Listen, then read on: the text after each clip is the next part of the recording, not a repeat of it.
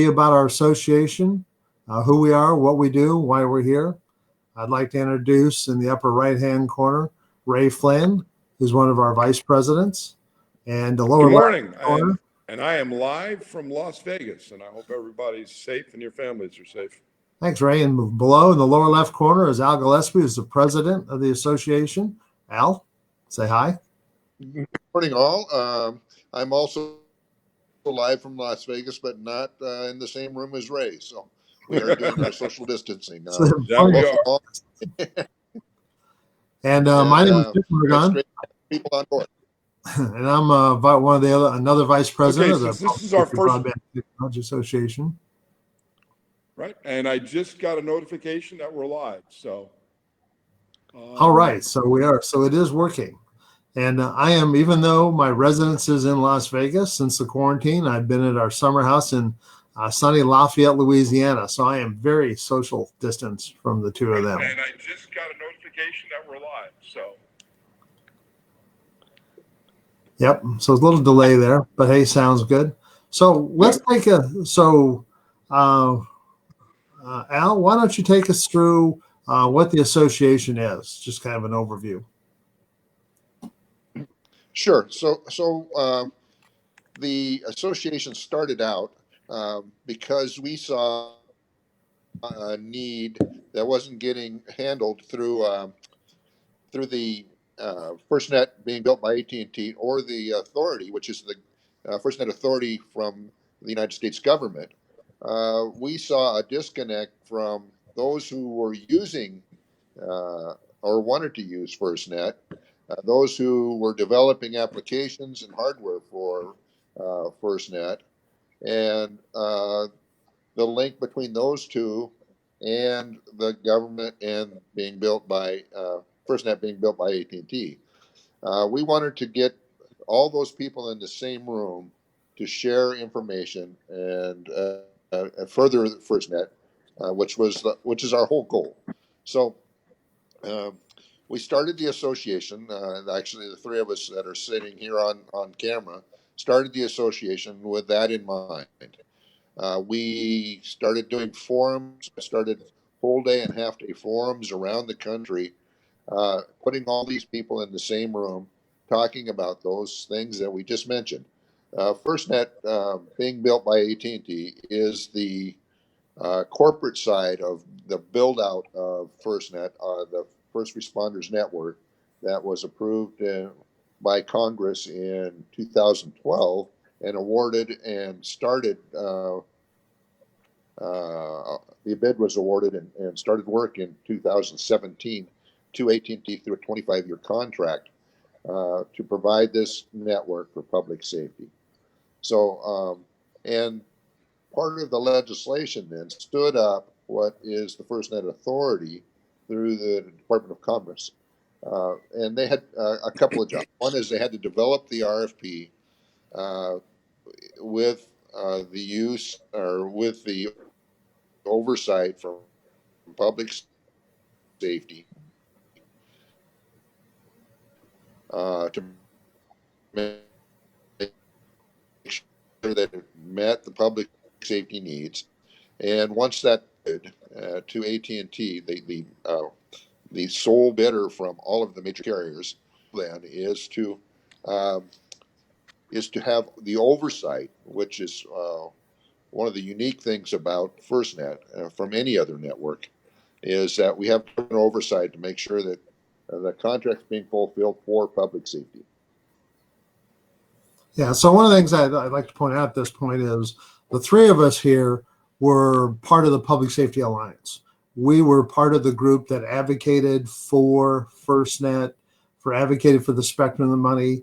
We are not new to FirstNet. We are some of the most tenured, if not the most tenured, on this topic. There's probably about 10 other people that fit the same category that we're in, that were part of the advocacy part. So we are not new to this issue. We have been there since before day one, and we are well ingrained with that. So Ray, why don't you talk a little bit about So what's the value proposition for being part of the Public Safety Broadband Technology Association? So where we have it, so as a first responder or a user of FirstNet, why should I belong?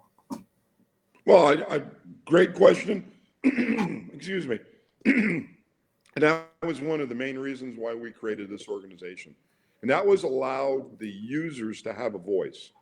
The way the system is set up currently is most engagement is done at an organizational level, whether it's at fire chief conferences, police chief conferences, or FirstNet Authority, or FirstNet built by AT&T, meeting with agency heads. We saw a reason as well as an opportunity to provide a forum for the users, those line level cops, firefighters, paramedics, even the extended users, the people that drive the school buses and work in public works, the ability to learn about FirstNet at their level. What capabilities does this program bring to them that makes their jobs not only easier but safer when they're out there providing frontline services? Secondly, it also allows those members input. We have direct input to the highest levels of both the authority as well as AT&T when it comes to recommendations, as well as, from time to time, criticisms in terms of the network, where we see gaps or where we feel that something may be missed for the users on the street. The second thing in terms of value is you have the ability to attend one of our regional forums. Not everybody can attend a national conference, either due to budgets or due to home commitments or work commitments.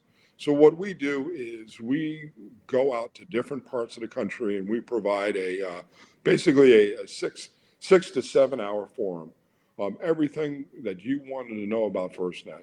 And we also provide almost a town hall environment. Ask questions. People talk about their success stories. People talk about their challenges. I'm going to take a break for a second and let you guys jump in. So Al, you want to add anything to that at the moment? No, I think Ray covered that pretty well.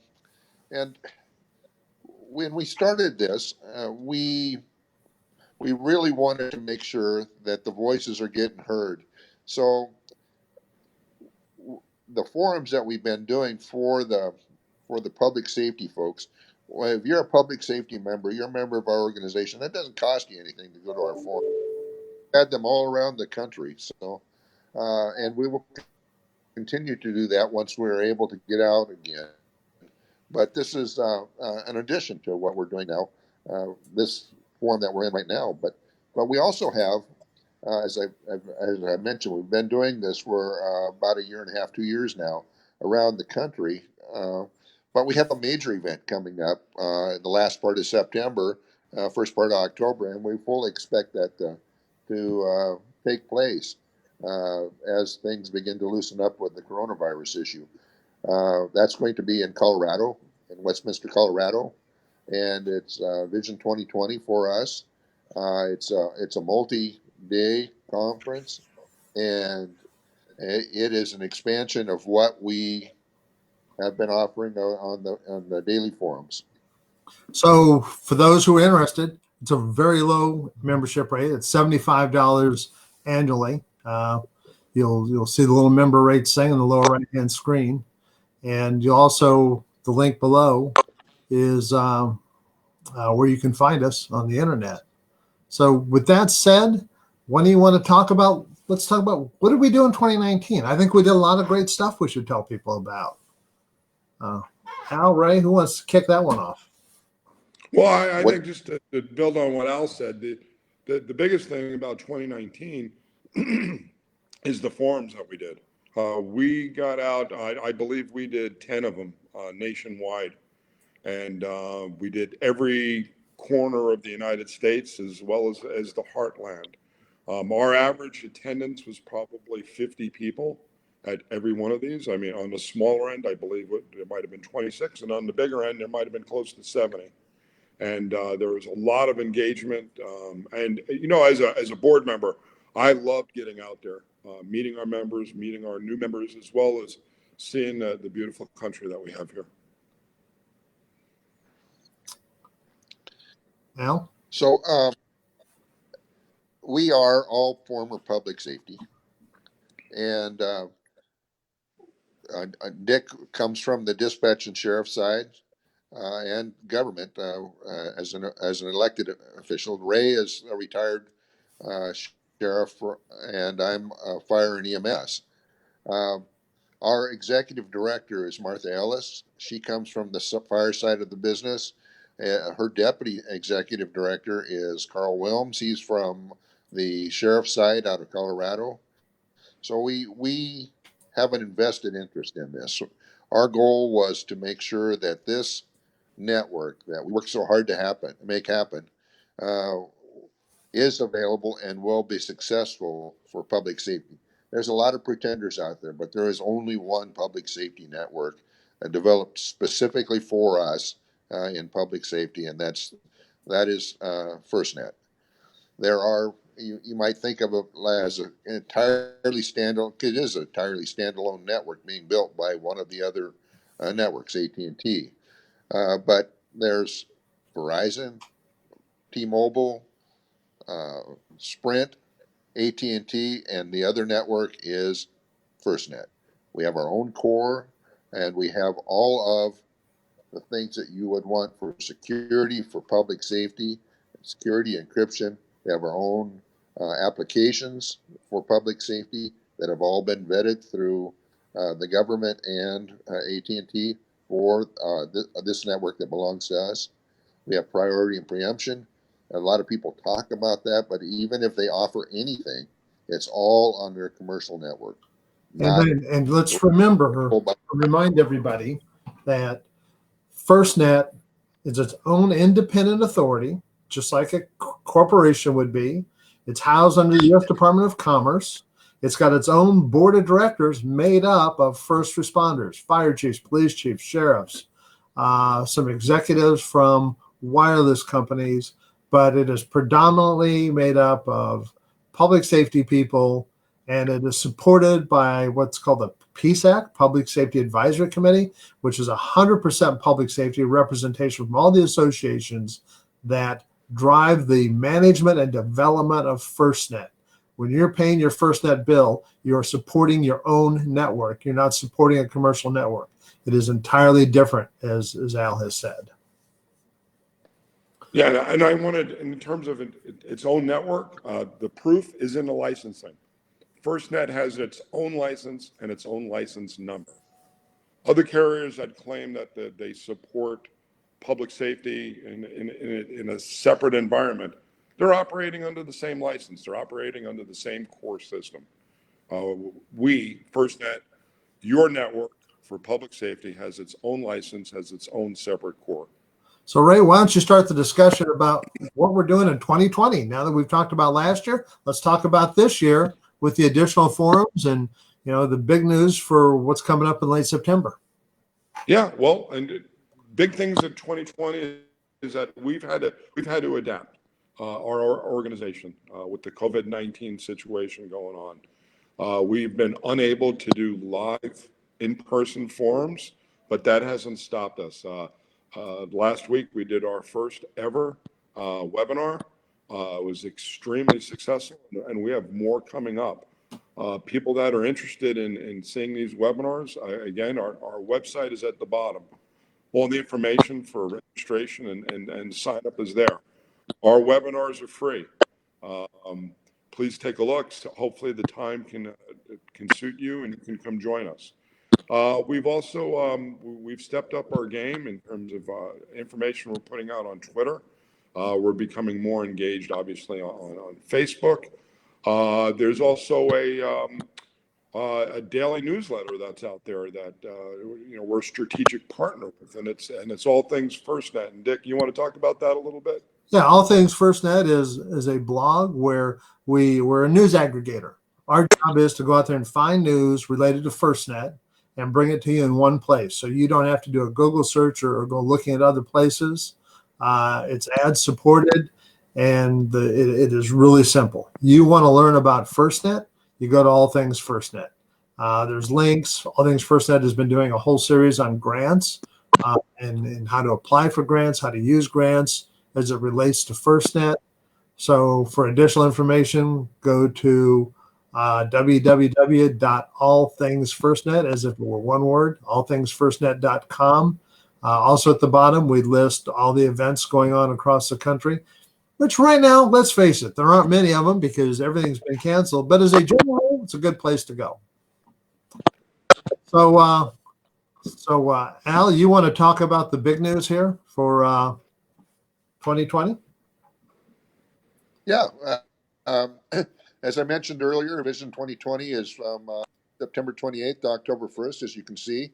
It's in Westminster, Colorado. To register, you can go on our website, the Public Safety Broadband Technology Association, just the initials after the, and it's I think it's posted right there on the screen for you. As I mentioned, we've got we're going to be having the people that are developing speak. We have success stories. We have stories of folks that have used this, events where they've deployed many of the remote devices for connectivity, like cows and colts. And if you don't know what those are, that's a good chance to learn. Cell on wheels, cell on light truck, cell on wings. But how you get connection when connection is not available commercially. So, and how to get those things, how to sign up. And as I said, we'll have some of the major representation from the government there. We'll have major representation from AT&T, who's building our network, so you can hear from the horse's mouth on how this is going, how coverage is getting taken care of, when your area is going to get covered if it's not already, how far along they are, how it's being monitored to make sure that they're meeting contract obligations for public safety, what devices and what applications are available. And there'll be a hands-on where you can learn and use some of these things and see them actually being put into place. Excellent. So we're just about we're 18 minutes here, so we probably should think about wrapping it up. But one of the things I'd like to tell folks is plan on more of these. We think this is a good way to reach people and move information and exchange ideas. We'll be doing another one of these here in a couple of days with Martha Ellis, the executive director, to go into more detail about Vision 2020, our FirstNet User Summit. So with that, gentlemen, is there anything else we need to talk about that we haven't for today? No, I just want to emphasize that if you go to our website, it is very important to put the Public Safety Broadband Technology Association. So the PSBTA. If you just do PSBTA by itself, you're going to get the Puget Sound Business Travel Association. Which is why it's because that had been taken, obviously. So yes. And I will admit, I kind of stole that idea from IFC when they put the IFC. So I'm not unique to that. Well, thanks again, folks. Thanks, everybody. Everybody be safe.